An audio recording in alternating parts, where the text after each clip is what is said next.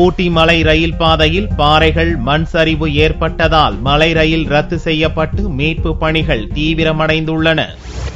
கோவை மாவட்டம் மேட்டுப்பாளையம், கல்லாறு, குன்னூர் உள்ளிட்ட பகுதிகளில் விடிய விடிய மழை பெய்தது. இதன் காரணமாக கல்லாறு அடர்லி இடையே உதகை மலை ரயில் பாதையில் ராட்சத பாறைகள் விழுந்தன. மண் சரிவும் ஏற்பட்டது. ஞாயிறன்று காலை மேட்டுப்பாளையத்திலிருந்து 100க்கும் மேற்பட்ட பயணிகளை ஏற்றிக் கொண்டு வந்த மலை ரயில் கல்லாறு அடர்லி ரயில் நிலையம் இடையே நிறுத்தப்பட்டது. மேற்கொண்டு ரயிலை இயக்க முடியாத சூழலில் மீண்டும் மேட்டுப்பாளையம் திருப்பி விடப்பட்டது. இதைத் தொடர்ந்து மலை ரயில் ரத்து செய்யப்பட்ட நிலையில் மீட்பு பணிகள் தீவிரமடைந்துள்ளன.